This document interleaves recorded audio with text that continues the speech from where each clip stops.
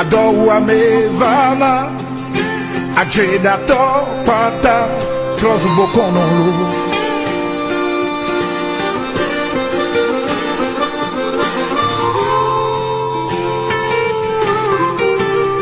Oh mau, fichiole nu baramana ole cho yo jo bon pomma. Pola bonu kakani gakemo.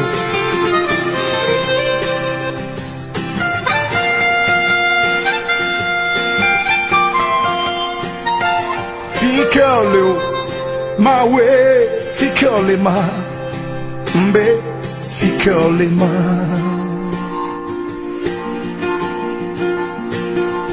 Ficolema, ah, ficolema, ewe, ficolema.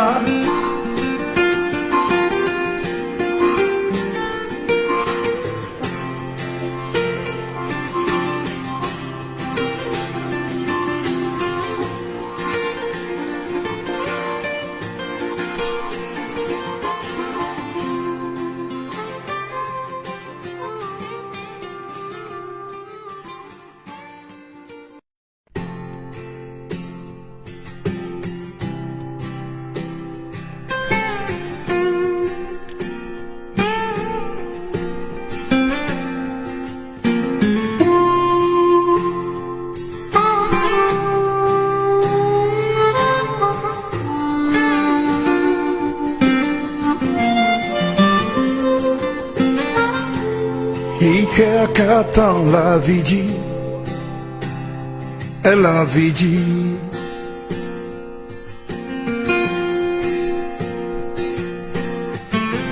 Fou pepe, va glolo, oh, et glolo.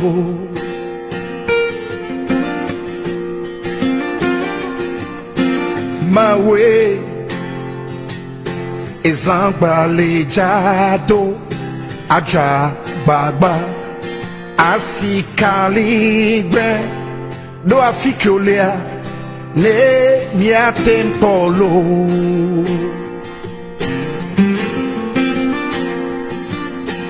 mi jagole chio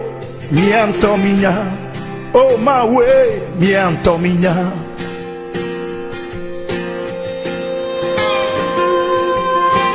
eyenti Mire Giodo, ne mi attende cucunolo. Ficoleo, ma we, ficole ma, mbe, ficole ma.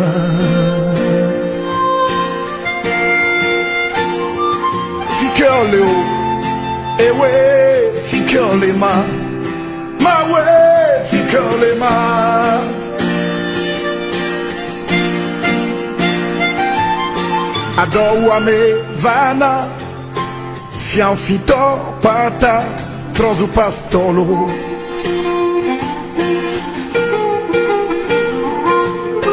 Adoro a me vana, ajeda to pata, trozo bokonolo.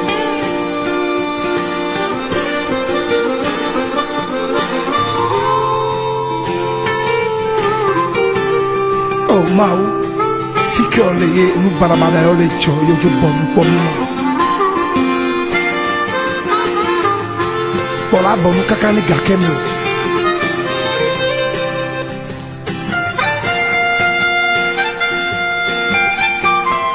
Hello fieni boko na wo nya penu pola va Evenika TV pen pomoji halebe wona ipomnela ya ine ama wo fe ahunwe hello the people's mirror ba ocho ba mi akata ami ezana ahunwe yemienya ahunwe penu vanyenye le mi ape agbewo mi wana ya ji aye mi ejuro na nya senya ikeneka amabetofo male le ama wo fe ahunwe wona ji le Evenika TV Nkonyenye Joyce Owusu nyakanye ekode asile egbe penkegame egbe yenye jinu eto afe nkekewi enyiage alebenya kata amie enya jinu eto afe enye Ghana mas alo jinu ike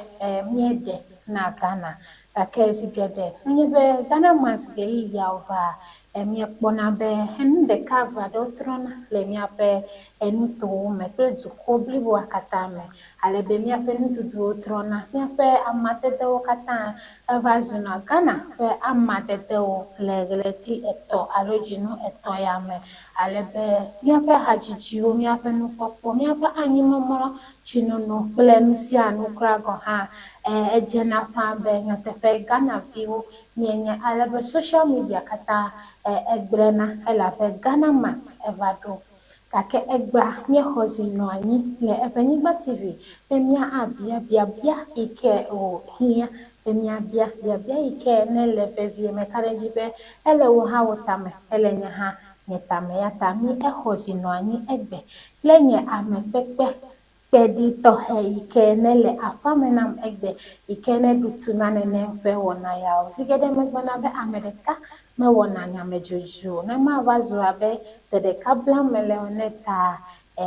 ya ta mexɔ nye amekpekpe yi ke ne le aƒa me nam, gake hafi age ɖe amekpekpea gbɔa ɖo ŋku edzi be na ade nu míaƒe dzeɖoɖo ya me míawɔna ya ɖem ɖe go le míaƒe Facebook, nenema ke ate ŋu akpɔ Evenyigba TV le Multi TV agba dzi alo satellite le Amos 17 platforma dzi hena atsi akakpe mi. Share the link kple susu be míawo katã míasrɔ̃ nu ɖeka nenye be ebe ade nu dzeɖoɖoa me to míaƒe WhatsApp hã ate ŋu atsi akakpe mi le kaƒudzesi yi nye 0541 824 954 0541 824 954 kple susu be míaxlẽ nenem ƒe gbedeasia na wo ne míasrɔ̃ nu tso mía nɔewo gbɔ.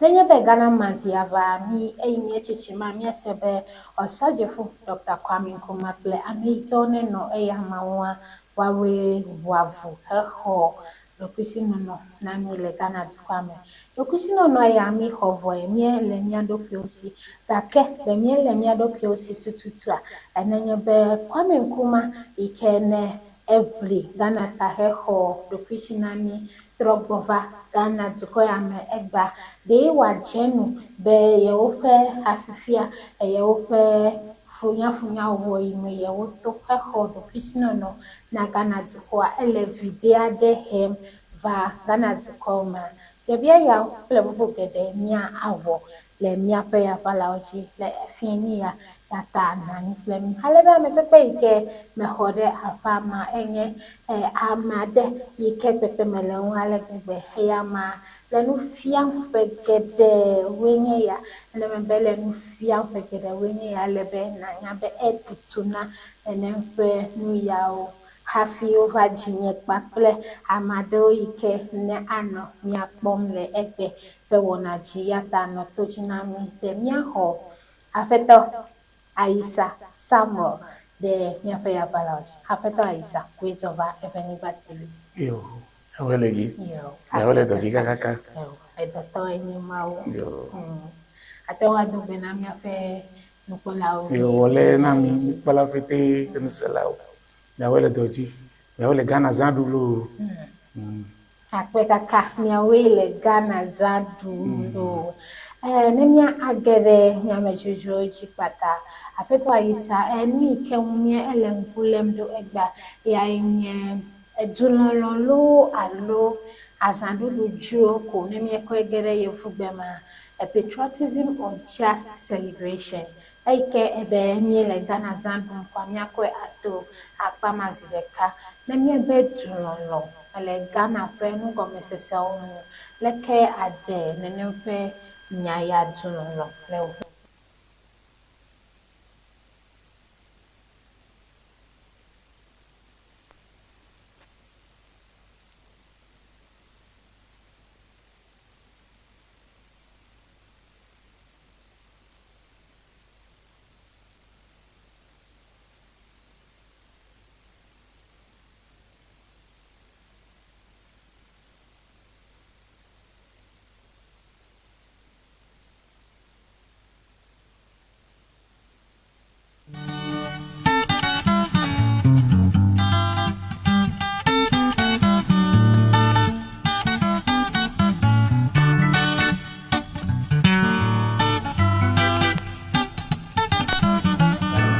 po gan ko apo be lon mai mi am do mi po ko de jela e wona ma pe e ka de tu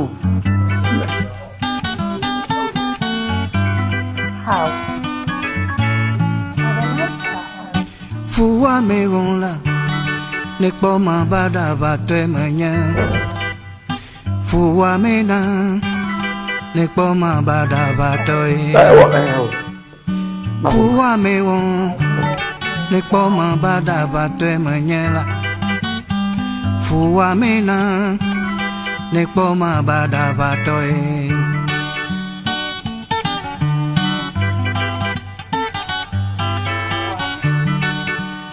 Punya mentole khavi melagbe fukbe mula na makpole moji na be madi chava obo o malona na mo de o ta kwenya ba ma va jogade le yegosi o ta kwenya ba ma va jonundu le obo ta ma globe to vide faleme mega la be mi ato ko mi no na minya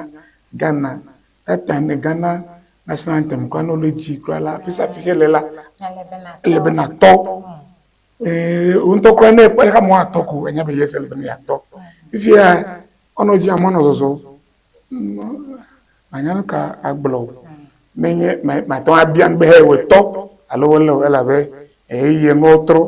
eye n'otro trola okwe denkuvu obenkuvu fifie nkuvu eta eto vovire an ko matro fia be le mia pege yo me dunolo a ekpepe me le elonu gede o de me ka ke fifia e ko jeje ma be dunolo me e ga le mia pe na mia choko egbe ga na dunolo mega valley abale ke wono chan mi ape die yo ma dulono esesan epenon egbeto va wa be ega okay egbe nde se de zuga amede agbona be fifiela lugmanto nyega evele nyega etele nyega enele nya me mi abe ngole wo no onyi mi be mi no me ko uga etamo chonko na viro be amewuga okay ewe akemi fi awe gaba ho dunono tefe etamo wa cho Ghana wano nu wore Ghana be Ghana ben konegbele nuke he ma susu be mbotan ton wore du ko won la e wa wo kemi abutan be me Ghana fi nu wole wa ela be me epo alo senucho America be dububo violo ko wo be du ko won e wona no blani ni ko sokle Ghana toto azama be America to ne ko be from do o be rules of engagement American flag de kwachela ko die ko America fi ko flag die ko e o pla de fecho ko ma je ke no de bu flag an ya be Ghana flag re fi no le kaka tema ko Ghana flag le keke o bompa un keke o exhaust pipe ko Ghana flag le agbachecho lawo ko la agbachecho ka Ghana flag la over the boy te gbogbo ke no Ghana flag si nyami nya de bi me kari be gale sibo if ya be patriotism is shaking me shake it so taking a different course wow ma bubun crowd to mo bubun kaka onto ne dos be like ball ale se boy am apo be Ghana video le egbejia no be se wa fo na Ghana amada to ake no agbo Ghana ole susu me hado Ghana bidiji Ghana mele susu me hado egbe ko mo ya le se o e ko bo nya deme amegede o come via do no konyi fam be nenye be mi afa abopolao ikene le Black Stars ne nenye be o le abopomne beta fe abopo hawa wo kona wo fe ntete kata ko pona de abopo wona ya mega kenye be wo va Ghana ike ole be wa fo abona Ghana afobe enume vale eji nywede ntete ike ho sana le beta koma eva didi nenye be va Ghana mukata ole ne akpe egblɔ nya nyuie ɖe ŋtsɛ ya ma me bum abe me va se me tso ame ɖeka ave ɖewo be nu de ma wobe ne tso Ghana le bɔl ƒo na gbeta dukɔ bubu be team ne nuve wɔa woalé be na wo woana ga wo eye wo ŋutɔ tsa kpɔ be abi he xɔ tse ɖe exɔe ɖe ɖoɖo nu gake ne va Ghana ɖi ne menya wɔwawo nuve wɔwawo ne trɔ yi la wo dzi kpɔkpɔ la miani ya teƒe ya o eɖena fu evelia tse la wobe miabe bɔl ƒoƒe miabe field menyo ta ne menya wɔwɔ ne meve wɔa ne trɔ yia makpɔ position o ya hã na ta ne wova la wo eketɔwo do dzi va la womelɔ be ne yewo gbla akpa o because ne le wokpɔ wole bɔl ƒo na Villarreal le bɔl ƒo na Barcelona le bɔl ƒo na Manchester United ya ke wogava Ghana le bɔl ƒo na be the same person ekea fo efi tɔwo enyu nu kata o le sigbe yakɔ be commitment la mele na dukɔ elame gbedongɔ be ega ne bia ŋgɔdo la wo ƒo bɔl la tsena be ɖewo ƒo bɔl le kple dzi egbetɔwo le ƒo kple ega susu ena be patriotism la megale so strong o menya me bɔl ƒolawo dza o miapete ntɛtɛ mele me ozema because ɖoko edo program eka edo no kpɔ be ile Ghana vi ntɛtɛ mele because ne enye nufiala me nyo anɔ nufia kakakaka ɖevia nɔnɔ ɣa zikpui akpɔ ame ne kam waƒe me yi wole bɔn menɔ sigbe tsã o tsã nufiala ɖewo fia nu be ne kɔ xɔ ŋkɔ tenye ma tɔnu be Joyce ebubrɔ fi enye fia nu yi ozema megale via ne ekpɔ be fia ɖevi gbogbo me kati tsari ko si no kpɔ du menye titsa be vo dada o nyo eɖewo tso dzilawo gbɔ dzila zɔ aƒe me ati wo nufiala va kpɔ dzi ava bia sebe ne kata efo yi vi ewo le dzi kpɔ na ya ewo wɔlia tsai eme do ŋkudzi ɖo me ɖevi me ne me yi suku enɔ wa yi kpɔ dzi ava tse na titsa be kɔkɔ yi san va suku o be va fo yi titsa nu be 4 strong boys go and bring him ava kɔ senge wa fo assembly akɔta ɖe kplɔ dzi wa yɔ ati ade na o ta kpɔ be amesame tsɔ ɖe le me fifia yi megale o ena tɔ no pete wɔ basaa le vie ewɔ nu banu kura be ne wo kemɔ kemi dzilawo le ko yi fa bo kemɔ elabɔ be ɖeviawo no fu ɖe na yiwɔe kemi titsa akɔ ne wo gbɔa enya ɖewo kemi ata dzilawo meti ne wo kemɔ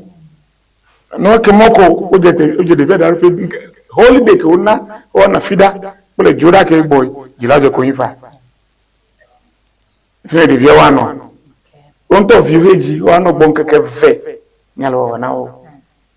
elabe miantɔ meto he ɖeviawo ɖe tsã hehe nu meɖo ŋku dzi miamia ɖevi me ne tɔnye ɖo ma dɔ na mi le Kumasi nenye be ofɔ ŋdi anɔ zɔ le afi ma manya le nya tsɛki o ne menya wɔ dɔ nyui ɖewo ko ne ya gre bɔ nuko be ɖi kɔna wɔ dɔ ho ɖo ɖa we kasa na ɖo kpo dzi e report na teacher be ne va ɖo la no foe ne va ɖo tse la teacher make sure be fo meka liu ata le fu ɖevi ɖe le fu ɖe aƒe ta eƒonu geɖewo tso akpama ŋu gake miesena geɖe be Ghana month ƒe wɔna ya ntɔntɔ does it have any real impact alebe enuva nyenye alo vevie nyenye gobi aɖe le Ghana month ƒe asaɖuɖu ya ŋua alo miaƒe dekɔnu dedefia vevie ekpɔ be ele be yevuwo be as we taught so do we teach ele be ne mi kɔ Ghana nyenye de mia viwo me ko de mia ŋutɔ tse mia me emi ko nye tɔ ko yɔ be tɔnye osema oya tsɔe ɖe asi ame ɖe akpe ɖo ta amedzrowo le mia dome zã Nigeriatɔwo le dukɔ bubuwo le mia dome ne mia ŋutɔ mele ve do mia be dukɔwo hele lɔlɔ ɖe fiawo ɖi menusu be Nigeriatɔwo no do vi ɖe mia dukɔwo na mia awɔ ta enye nu veve tɔ le mimi wa wogbɔ eviawo be ŋutɔ yɔ wa akple kɔe be akple kɔ mialo nɔ gblɔ ya aha enye ntomele waso bo amre ma wi na mi eso bo no na fe me na no jiro akle no we ene jo eno ba jiro kwa mu anu na nbe yi e jiro ami abia be wo mane wo no jiro kwa no e fi no ene no ju a egbe ya nka wa sigbe tare nya ntomele be na meto vivi ne be Ghana tu kon a me ka do vi no na mi ta mi wonu ke ha fi abela du kola enye mi ato we have only one Ghana. Only one. The Capeco. All that we have only one Ghana. Yeah. I met all TV and Biawa watching about 1992 Abedipele in the Jolly African Cup. Favi, I'm a Samuel Blami, Egalia. Egalio, look at them, Egalio. I could play a wild Ghana, Nukukuan.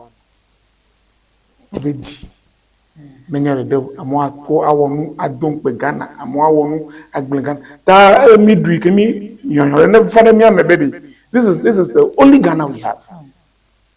As my me do doing the nephew do menya be, this is the only Ghana we have. You can't call anybody's country yours. No matter how long a log lies in a river, it cannot become a crocodile. Emeko eta enyu midri kemi ametomele yon wanyo. That sebole awojra molecule is your drombe. Just as you are asking, hopefully do kobel as and dua, and hopefully do benonya Ghana view you. They are two different things. Kale be vide me apete million. Alon dollar apete me apete million alon do lebe million. Ne pere du prolan ne du kori. Bubule mian nyen koko no miasi chan kwame nkruma tala. Nyen ko dengo. Osema. Lebe vide mi wesi. Elle vevede bemia adu Ghana man place sube wa denyonyo gobia de miame be Ghana de ka ya ko ile miasi enye be wo Ghana ya le miasi a Ghana bugwa de ke megali ke mia agayo apeta isabe meka ye didi ke atile tomawa maton azulo tata menye be mia abe Ghana difijio mia somo yi beta du kome ya mie efa mie no te fema o digita mie kpobe hao Ghana na ne ke megale Ghana na miu ya tami magapo va mia pet komewa nya ibena menye dukoma mto enenyo Ghana vijiji enenye afeto ijama weta ji hadebe Mia ya trouble. Nenye va mia ava akede hajijima chika. Kenenye be enya hajijima aten agbolo na mi ne comment section. Haike onye eyi. Eya eji cho evenigba ta mia yi. Meke mia le Ghana. Penya obroma mia eve duko ha nenye be mia ezomo ide ege alo ebunuto mekwa enenye be ekpono vivevi hedo vegenaya mako ena mi de mi tia igbe o e makata ha menye dunolo be akpade nyema enye be mi alo dukwa elebe dua me no miame ne mi o ha mi ano ne fe du ya me mi magawe afa ela penele blibo menyonyomo wa hava no afa hegbe ye heduna ye amento ye na efe akplekwe be akpleko yata ame ofe anwe wona ye akpomyele le efe niva tv egbe nyele nyamejojo wom kude nya fe Ghana man celebration ke ni ewona sike de mi ekpona be aflaga ono ji efe ya me ha mi ko be jesi adewe do fun ale be jesi mawa upe home petemele ne fe jesi ya on kake amu tekpo happily e ma de fia be na ne jojom le Ghana kake bia ike o le be mia awo ayenye be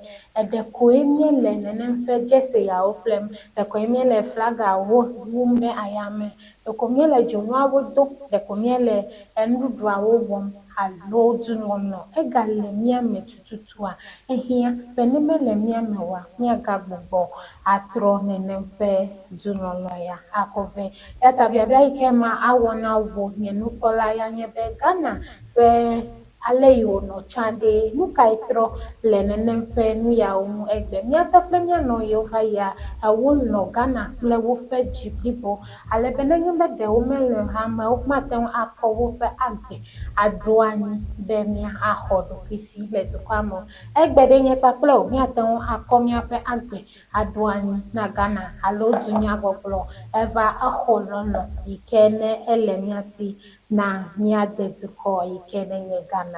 mia anota me bum kude ne nempe nu yaum apeto aisa ma agede gbo le mia pe mmejojo me mia va ko be jesi de go bia de fa ale ike dunolo no anyi cha ple ike ne le mia do me fefula de ko fa jeje ma be le mia pe azan dudu me koe le jinu eton me koe mia va dona Ghana pe aflaga odeji mia ayon ko na Ghana ikefia be mia lo Ghana ale bebe ne mia po uploading keke fa azan ikemie do 6 March fa ya mia po be nu gede ojo amoto awu ikeo ne nye po ya anya be Ghana le no pom ajeje ma be tepe ma ko emie va duna azana Ghana nu ka ko le be mia atro le mia pe agbena no me pe susu be e pe blibo akata gba o chogba Ghana pe loloa na no jeje le mia me mia be nu ona le benetro mia be tame bubu le benetro okay mia be lolona du ko le benetro mega ya mi ko Ghana ri mi ko deta mi ga ko da bota nya na kra ganto mi ko Ghana da bota benya wale ko ege kemi wona we fans Ghana man on go blata we Ghana man if you do that advert no TVG or you can't do this in Germany I'm on no film no film do I'm never tune of young over play you can't do this in Germany can you say this can you say that you can't do this in Ghana akobo na bere on go blanco e ya bo fia ba me Ghana vi efia be nu be ngbe blanji ko enya kpo na Ghana vi na me ne ko Ghana de ta na me ne ko Ghana de jimi mi ko da abota ala ni agolo ko nya wale ko ege ta le ke mi ato ko mi no eni me don kujilo le ke tonye may so rest in peace o fo mi jo Ghana o fia mi Ghana nuwe emi ache mi ko ya po ba zuleri atan so na no blami ne to ka simple me chichido ponte plebe akobe o le ko infale jimi dedi legacy ka mi le mi aviona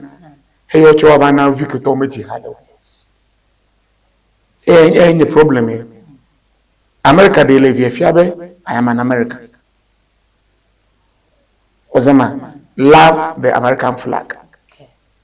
ta America victory de vicola and respect American flag Ghana me if you have you are a Ghanaian this is Ghana flag respect it this is Ghana national anthem stand up look at me ato as an book me ato Ghana ko to mi wa melewa ko to mega wa ya wa mile ni mi gele galam se yan kan mi vivi akobe ga ko famole o me la me ba gbefa ni mi do ameme ga dunu oru ka ko be ne weleri e chi agbele ayin gba wa agbele nuko wa agbele amuwa khotolele amuwa jivi wa nje dono tare mega well njono poncho mo sinyo phone ko mapoko o ko machine de carry helicopter me ko igbe me yo la de gbefo bene police o be you are loyal moto you man you are as a helicopter wow e me bia se ready ke mi du ko lolo ekibia alo gan loy tenga be gan no ri e va subo du ko lolo e ta po be ne ye embassy away am se me ti bi ajo am one no embassy kakata embassy me no la wa bia yan bebe e wa make bia ko visa ya kana yo bola fala tanya mi won to le wagbe enyam la gbona ko nyabe ne me se no ana be nya decide be okay my you abrochi o ne ndeke me nya onye my you he visa ho me ga nyan bebe de ko yo no atro o me mi abu mi nto me no ko bu mi nto me no mi wa o zama ha na be wa abu mi o mel no Ghana mi ko rabota me ko de taw me ko de jima enya be kuwi na mi dome mi le do abe Ghana to wa mi le do abe du kone yingwa alo mi le do abe mi po gas smart overnight mi anto mi senyawo amo wa dugako wa choko o tojo te fe du ko mi lo la ewe tami anto no ndeke nese yevu wenya o ma to abuta mo chumo yiwa wala e ya wa mi le yevu ra to agbona mi be mele be mi doga me mi agbona no trola mele be mi doga e jumi ko va Ghana le nkun de cafe do ko be ni mi agbona no trola me ya be mi doga kan ni fa de pamoza nyanto elewa me yo elewa ifa le yobe dumai majo tambe le mi tone azandu gbe no komito Ghana woko bofo do komito Ghana woko mi we na mbe ne gbe ndo Ghana vijiji ken defenya nazi to go point apa akpole he no Ghana di ojui ozema ala nyanto we Ghana hovi bafi nyanto we Asi gbe. Yo, ape. Ele mozo sope akwaji amedablo be susu teta sohe ove vieto umeti be wano Ghana to come havanye dola wa yanye be numele jimle to come nywedo tala we want to see greener pastures natamia acha ai beta to come nenye be onokwa nye chite pema nuka ole be nenole Ghana to come no me Mil do miawo mi no devi me don yi to me china mi no devi me let me come on in secondary school e donailo we no be vacation employment aba wo do le government sector e ti ton wa kefe na akona to wa school fe e donai mesubo ozama du kon lo nai olembesa okay mi try be technology me va ta edogede la manual mi ko we ta donai ma bialu ameke to bete le egbeta yiri do ba de to po le wa mi se ke to no ba yire eturo me o wa trozu avube avusonwe edowe kemia amo yiduo me ba zu chile na me kukula edowe kemia egwa menye awo me le guaranteed be na yi gbeji ko ala poto awa minu me ga zomo amesa na zomo ne monya ba ko azomo fa gake tadoji kata le mo zoro ezema inchome pode obe ami otros wanle o do ko anle le fume ka odo Libya Israel border Spain border ya olew mi ma ya tukemi ami ocho ya olew lukata awodo ko anle tro la sanle la le odome wana katache edivulu eba divulute amegede oyi enyi medepo de la gbobela menye kodipenya fimion edo la yila au anodowa agbala mede otala le tuku o ma khefana o bebele edo lela ole bena wa denyon kemi nyon agbala na kemi ni nde jokola nyon wo pe ko mo pete la siu ko agbe do vulo ozego matani me sube ne mi jaragba ne mi podu kogbo ne doneva ne mi podo mi wo ni fonu na soheo edo me do re si adele gbon ozema mi amedo mi je do to confirm ne trace no profile nu fele gban do fa gban to me won confirm me wele egwa awle confirm afa no gbon me va afa do gbon me egwa menye achoko ajoko me chotu game eyi dugame che edoche melew ozema amede wa mede mesedo wa mede jira winu jira fun mi ngba peto ko ire evode onya do epotoko yoli agbana medo ogbeve igafia evako ebasa hanu munu nyoto ekemia let's commit ourselves a bit to the country okay do le mi aton awe But we want to see greener pastures. And the pastures out there, though green, are not easy. And you have to go get me. Tale, mekemia achomia dokiona, ya pedu college no pe apadia kupideka, ikemia gadejesi, made in Ghana saloni ke o wole Ghana to come mia abe Ghana fike de we na choji vado gome kata akobe nimia o meten nya zanamio amede aglobe hematan yasime adeka haple ni o wole Ghana to come elabe kepeme mele nuya wo nukata niele mia pe to come for chwa ni ke wa wole mia gbo manya zanamio Ekpobe nunju gaplena. Anukona matro. Egadoma nyawana. Dana mede tu po gade bi afle nukuri afle nunju esrika. The crowd no blame me. Wa fopa, me nyolo ba fopa. Le commencer que me comme made in Italy. Kotareme. Ya afle. Me no commencer dans l'agneau blue bella me ko. No, but come up with the bomele, holy fee. You know, I for Palaja, but look at on maybe which is women. Open a clan with Maplo. Gana Tomaplo. Bianto Academia Ben you. Fine, Melobe and $1, no world. Look at that, Walama when you need Ziraka. Millet, a boy of Woodia, no Bawaku, ever knew Ziraka. Can you fleku, and I may flew. Natamegidi, a gamelu, and a poga, a couple of mutos recadi, ho glory, and you're gonna play Payo, a Jocosaveco, Egbelin, Ozama, the red that came in that time over the only Brazil, totally over million and ye, million women away. Bone Street. You make like Banade, over African women have no hair. Oh, really? Yes. Wow. Helen is here. Do you have Ghanaian hair? Tonyeke. Kere three. Nyenta tonyemetri. But bon, il y a des millions d'euros, millions, il y a ton million blave, afle Brazil, toto, akobuta. Et voilà. Que nous on toto edi? Indonesia.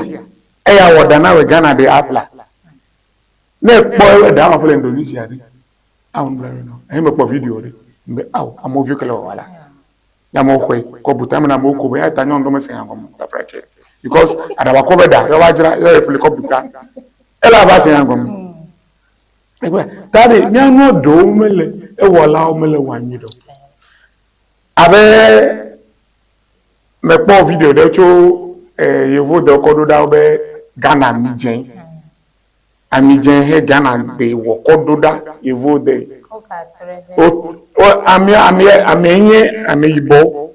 Ghana vi yo the video be mi po ami je ko do dara menya mi je yo chemical ko ya mo chaka ko yo ko do da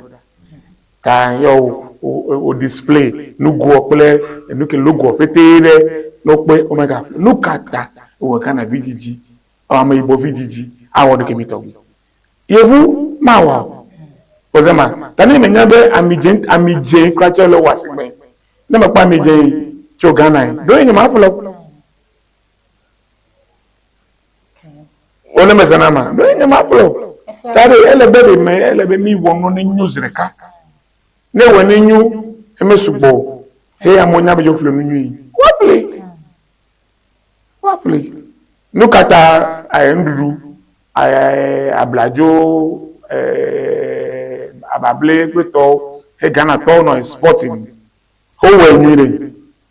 mes enye me sport ball me se be na yi apo to machine ma apo akwa do den no po for tugere ma ho o ma do ida e ta gle de do le be ni lo ma pe nya no po ko roba bo ablaju yo la ko sumbo me bia be e we ne le kikili e do ha bo abobo e ta Ghana VGG ele bene si fi abe na to onu ni abe demi gbe no to gbe o no we ade oyi ti na be o e ko yen Ghana fi o dede ametafuta fu gbe no ele mi agade o ele ma pa bable akode kala ade kala mi abable pa ade chemical wa o yellow agent no fi Ghana fi benedu Enye bedulu lo le mi awo kimia mawo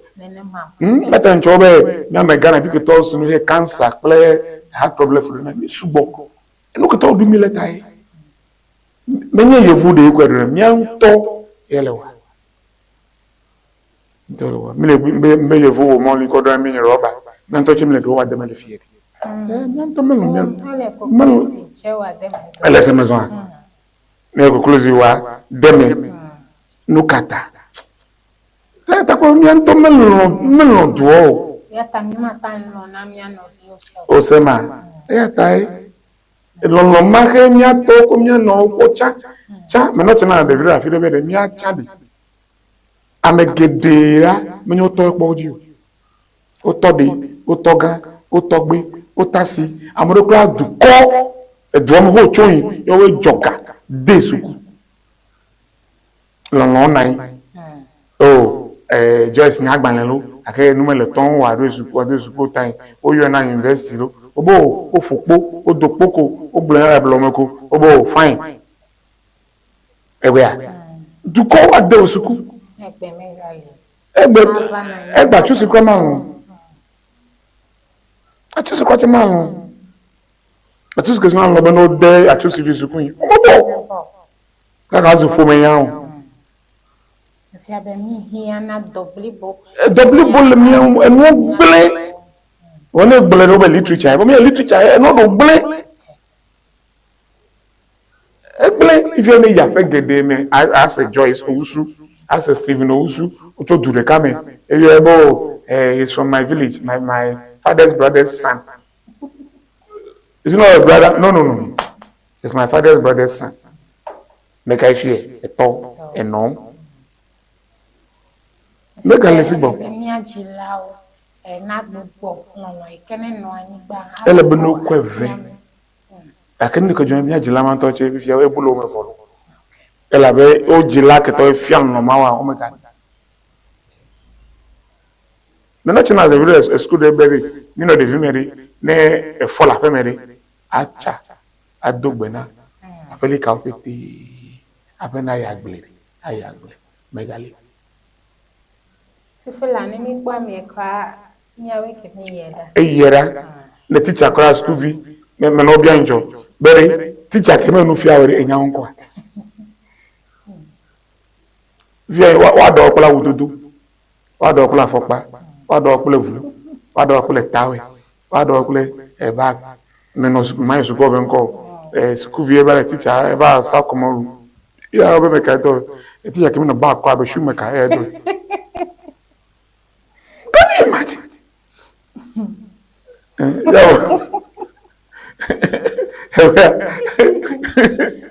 that's bad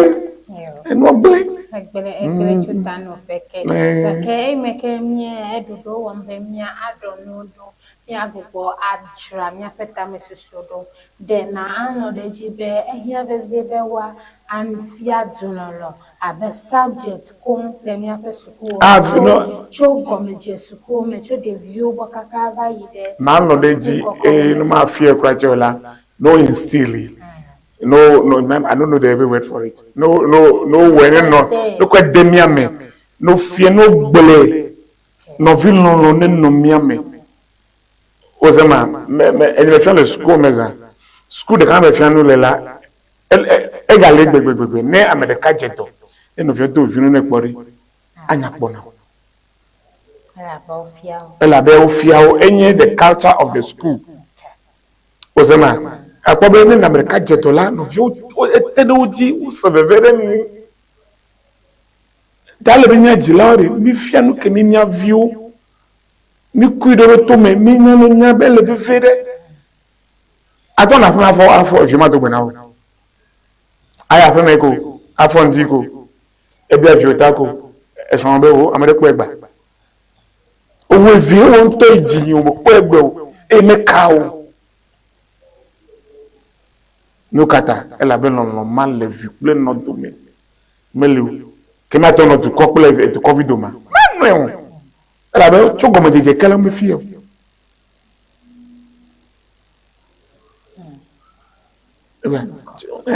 Tiens, mia to ko mia no do fia lolo mi. Obe no vi weke. Ozema, menye be ma nya be yen to aji. E ko no vi o. Adoko na we. Nu ke to no vi o la achi na. O che na ekpere. Enye finye gban to ko no chichi. No ko ke me bia se be wo su emi nia.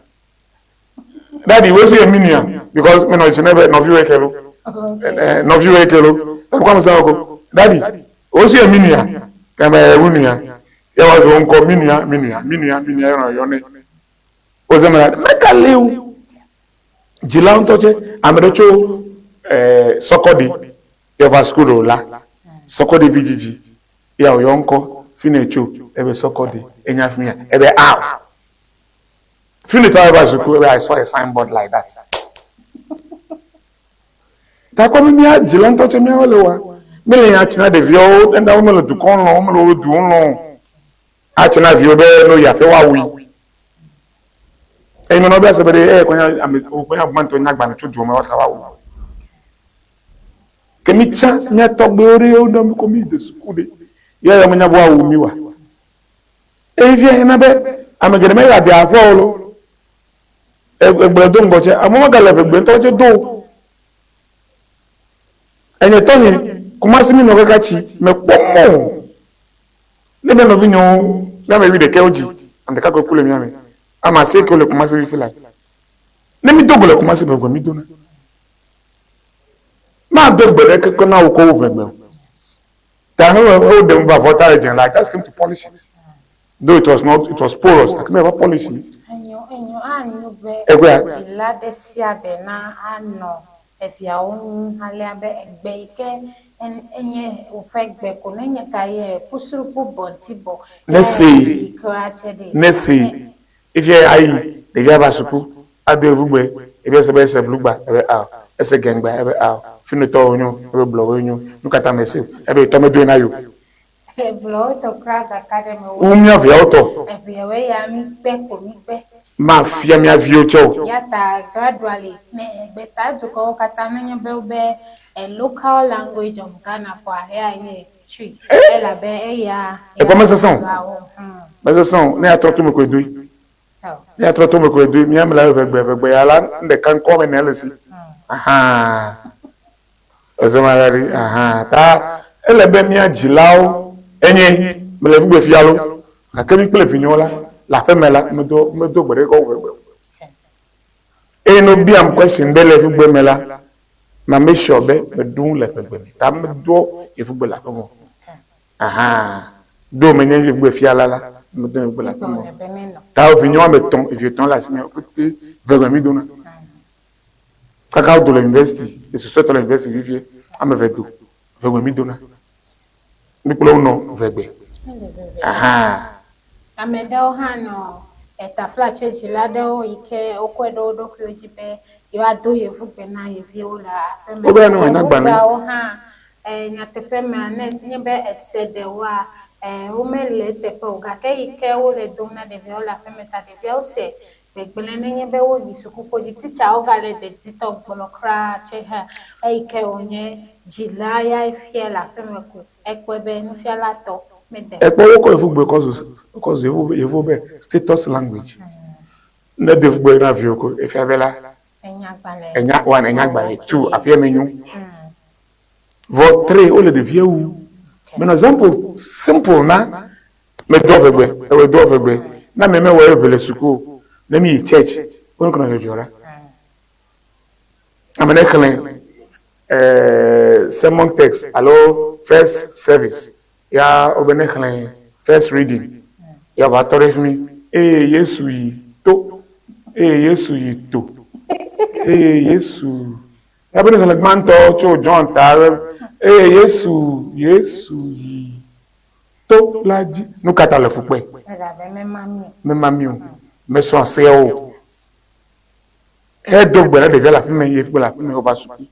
E wa fie me si gbenye nu. Bo e do na wo. Ele me le wa yi. Ata no nguna ese peti Tade me ga call fupe ya status language. Mi do la be na de vie.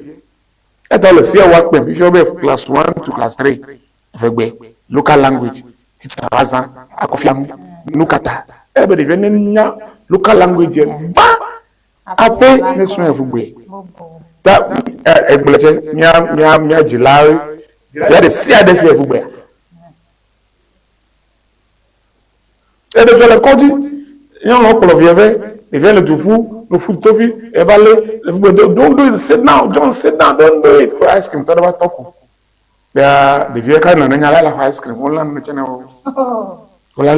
John, you are too troublous. I'm trouble. Everywhere. I will not touch me. See you. Everybody very troublous. There's no English word like that. Yes. Then you school teacher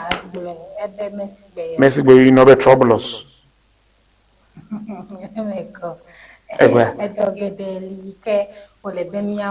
It cuts across. Cuts across. It's everywhere. Holy Kemiawo. The Kemia Agato Achi and the Kai Kenny culture, the Valley, Nian Dome, the Ghana. A one you know how who teach him, Plemy, then you bear me a call, ye voodoo, fell, hello, Jidu Pedo, fell, call, Bodenua. Dowlao, what them, a one of the Glen and fair, the fair. Kake woman had duedo adabe mitwebe menyemia pe apemeyo menyemia amede kra glomesebe menye togbe nyipa nyiba yo yata nenye be nu le kekeme meke onyeji dudu toyeta nya dasila wo patole ekpobe manyamanya yoro for lack of knowledge people perish manyamanya omenya be yutoyo okay onya be yobe gayo amade ko menya be petro ko jemile ko le fumeden yobe galem amade menya o so be futo ko yobe gai ya ta no be o le tatade mekao ayo ekao kakema be be ile fudo egawo leme menya fudo tax o leme o zama o menya be didudu o ga complex pike o yeyiri yo gayo do menya this is be didudu reflect me ka ga wega ntenye oga yakofufu yofle bemiza kale bemina lukata yefu de mewan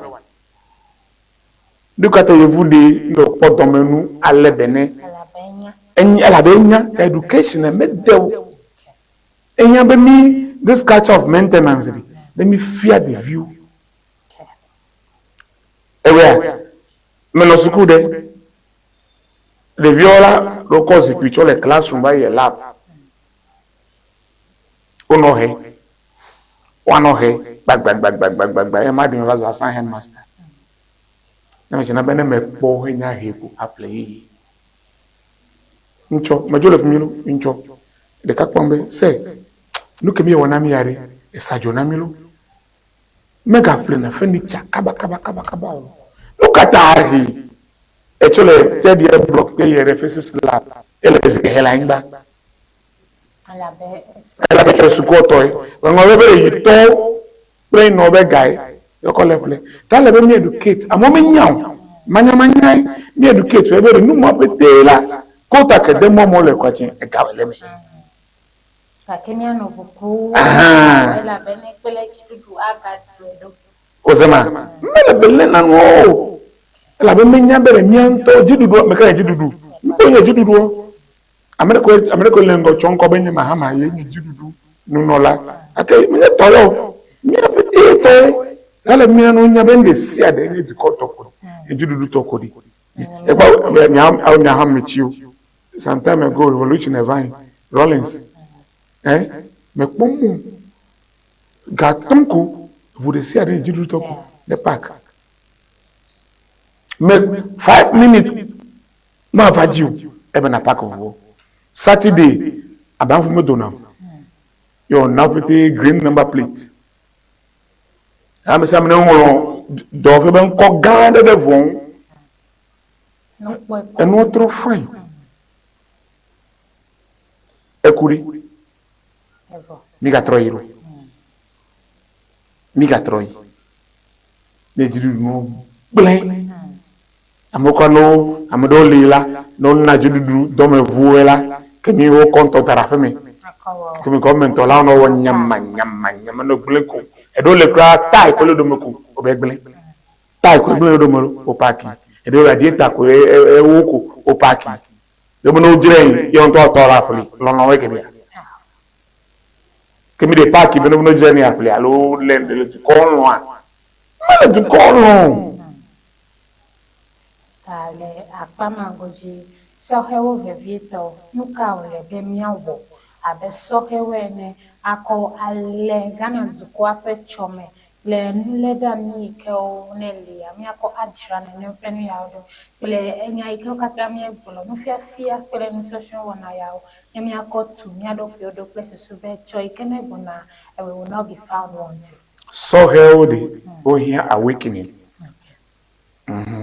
me feel be education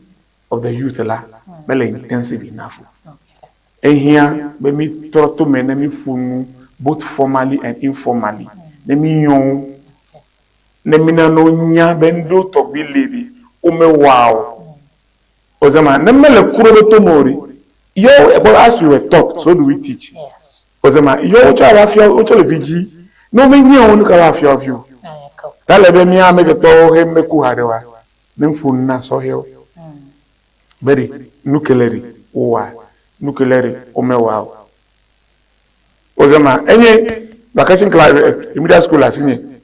indo le me van me ko menya ko na yo tina me nuke wala nya ko na ne lo hoga na chufa ne dawo hawo menyu mbawo ke do menyu amade do vepo nyonvi edueko over show your stomach you know better like am I here to learn oh yes and then go back home and change if you don't come back take your money hey ela do lewo e trobo akobe awudodo ko tra me siam ko le sejiwa ta ko be de megazik mi poso he o nya vi onyu edo aselo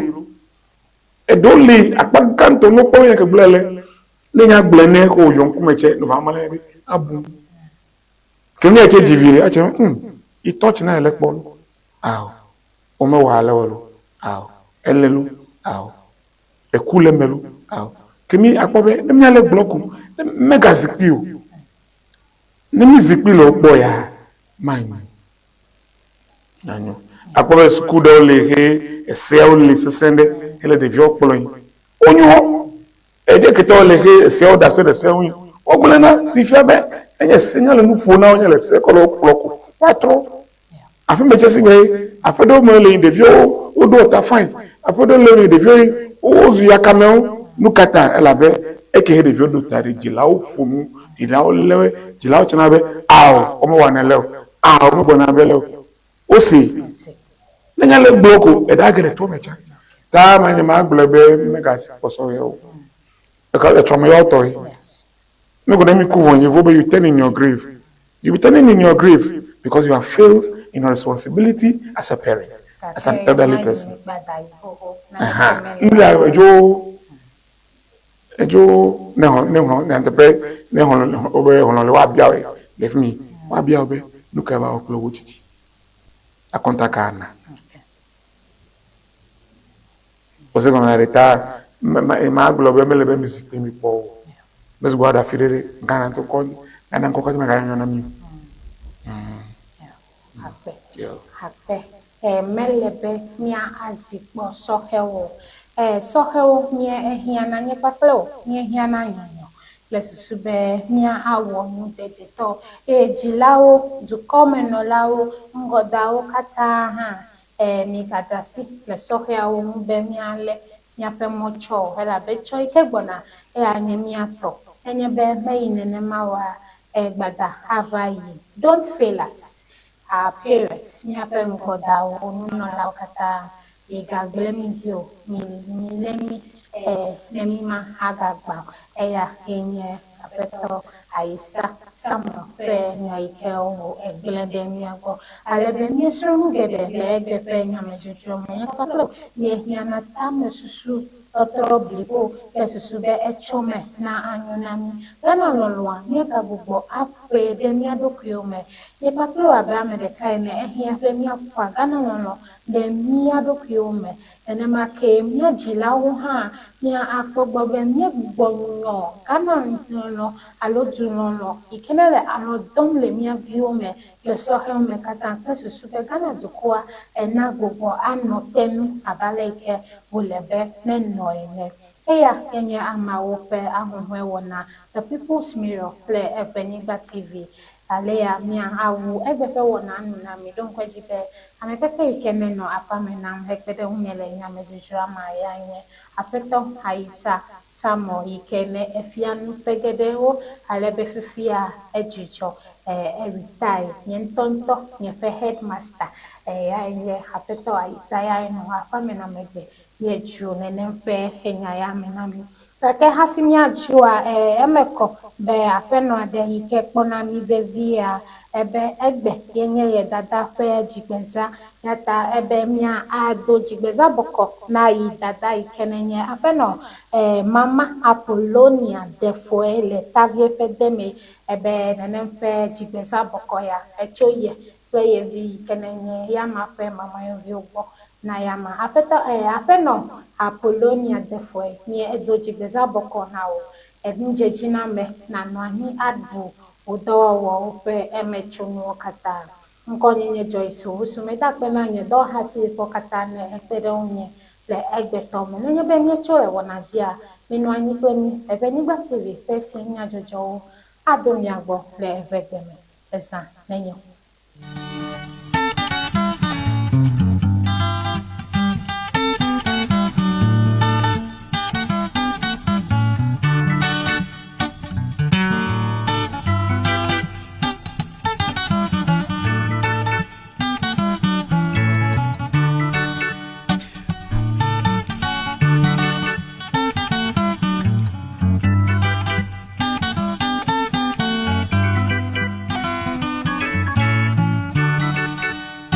Fua me gonla ne poma bada batwe manya Fua me na ne poma bada batwe